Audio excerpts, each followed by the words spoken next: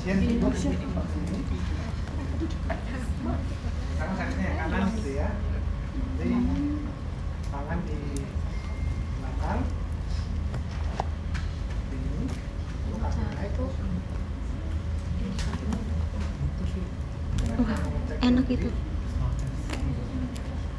Senam tes. Ini untuk meregangkan nervus sciatic.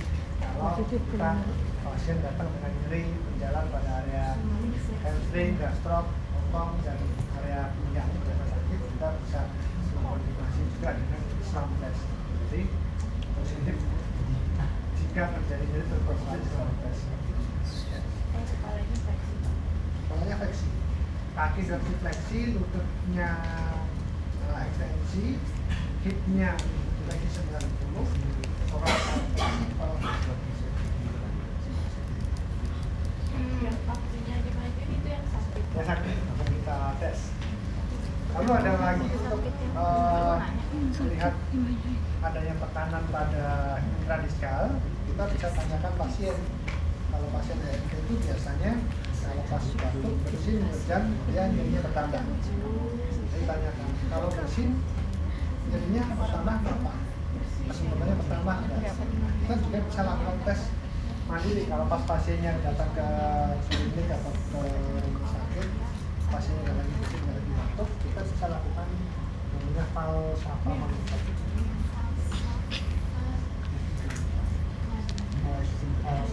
Jadi falsafah manuver itu kita buat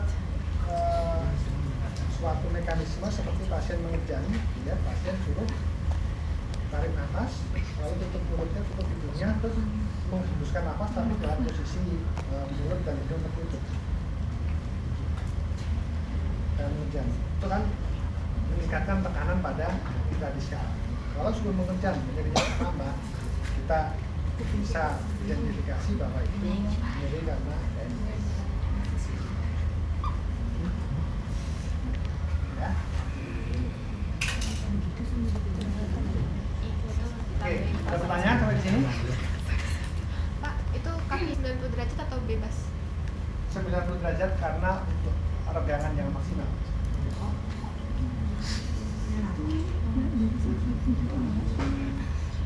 Kita lanjut. Ada yang lututnya bermasalah? Kayaknya iya deh. Pertama, kita tes gravitasi. Gravitasi itu untuk melihat apakah ada kerusakan pada kartilage atau tulang rawan di lutut. Jadi kalau pasien dengan osteoartritis lutut itu biasa ada gravitasi atau gerakan. Gravitasi itu spesifik, jadi dia gesekannya kayak ada benda kasar yang saling bergesekan gitu ya. Kayak kita itu kalau apa ya, kayak kertas di pasir gitu ya. Tapi kalau kadang kita tekuk atau letak itu biasanya cuma karena sininya nggak stabil. Oh iya. Jadi kalau gravitasi seperti ini, kita menggunakan fleksi dan ekstensi ya. Kita rotasi darah. Mut nanti gituin aku ya mut. Ini kan otot ini nggak masalah.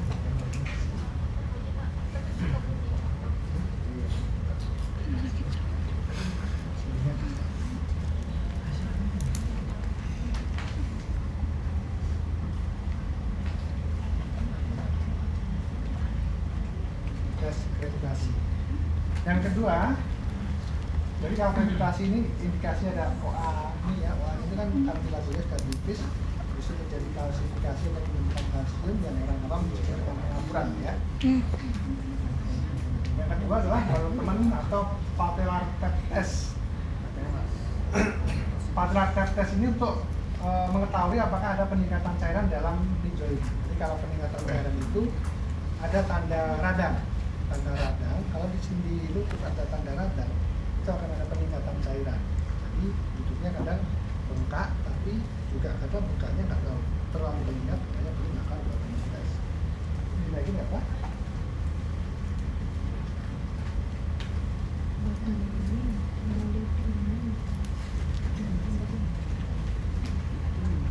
Ya, kelihatan ya, ini.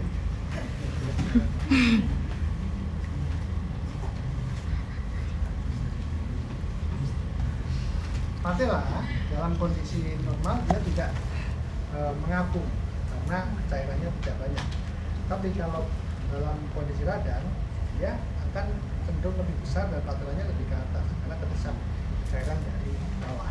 Nah, untuk mengetahui kita perlu tes atau patella tap seperti ini, adanya jadi tangan kita mendorong dari atas dan dari bawah untuk mengumpulkan cairannya di tengah, untuk seperti ini. Lalu penunjuk kita melakukan tekanan pada patella. Dia positif kalau dari patella ya, harusnya begini. Ketika kita kumpulkan cairannya ke tengah, dia akan mengapung. Waktu kita tes akan tetap jadi kayak patella itu kayak mengapung karena peningkatan cairan. Harusnya kan nggak terlalu ya nggak nempel tetap, cuma nggak berasa kalau kita tekan. Jadi kalau ada peningkatan cairan, dia akan naik. Kita dorong seperti ini, patellanya akan naik. Begitu kita tekan akan membang.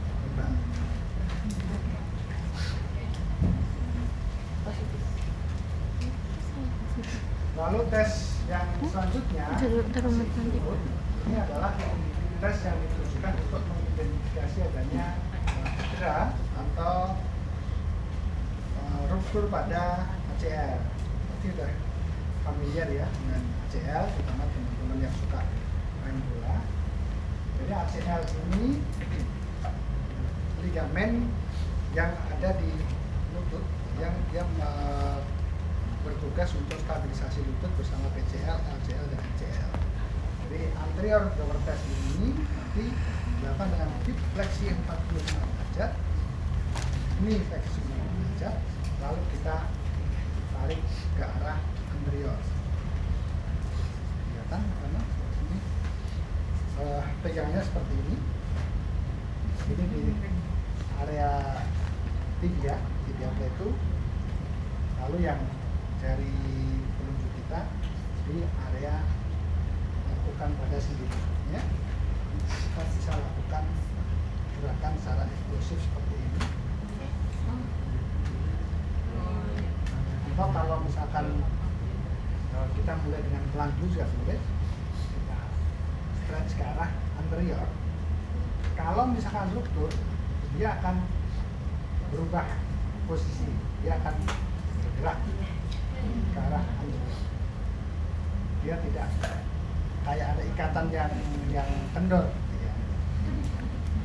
Atau kalau misalkan belum ruptur tapi sudah terjadi cedera, terjadi robekan, itu kita tarik ke depan, dia akan nyeri. Ini untuk mengidentifikasi adanya tears atau ruptur pada ACL. Kebalikannya ACL apa? ACL. Tapi kalau ACL tesnya anterior progress, Kalau PCL posterior.